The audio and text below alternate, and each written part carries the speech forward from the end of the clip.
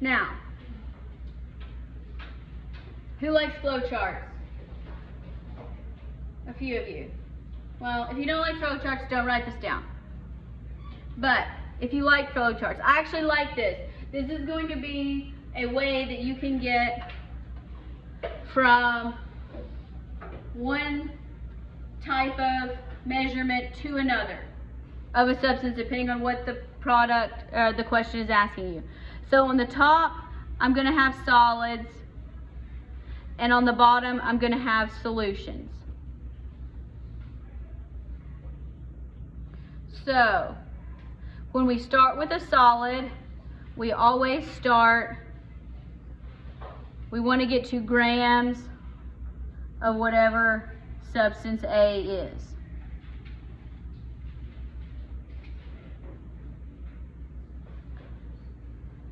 So here, this is a way to do stoichiometry. Stoichiometry means we're going to our equation. So it means we got to get to moles. How do we get from grams to moles? We use the periodic table. Yeah, so we'll do molar mass of substance A from the periodic table.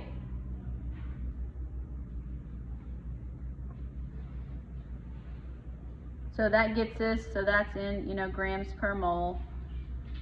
So that leaves us with moles of substance A. Now, we can get to that same place if we're given a solution. If we're given a solution, we're going to take our solution volume of whatever solution A is, and we always want our solution volume to be in liters. So this is kind of a map for how to set up your railroad tracks.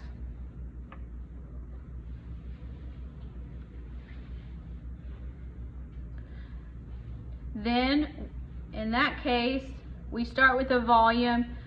Instead of molar mass, we're going to use our molarity of substance A as our conversion factor, and we're ultimately going to get to moles.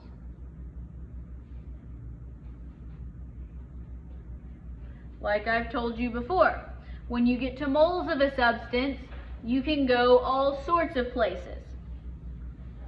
So next, once you have moles of the substance, you're going to use whatever your mole factor is, and that comes from the equation, to find whatever the question is asking.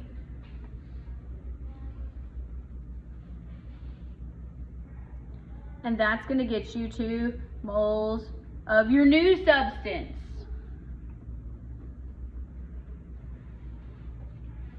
Then, if the question is asking you to find a solid and you have moles, you once again use your molar mass, this time of substance B, and that's going to get you back to grams.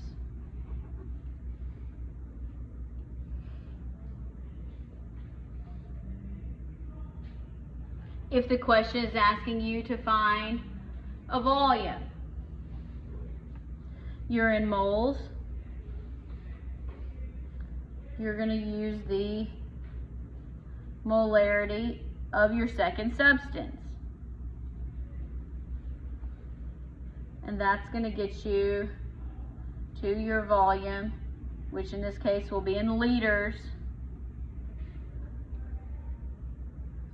of substance B. So you may have to pay attention to where if the question is asking you how many milliliters, or if it gives you milliliters, when you're dealing with molarities, you're ultimately going to have to be in liters. So I can give you grams of something, and you can give me a volume. We can go from grams to grams. We can go from volume to volume. We can go from volume to grams. You can follow your flow chart.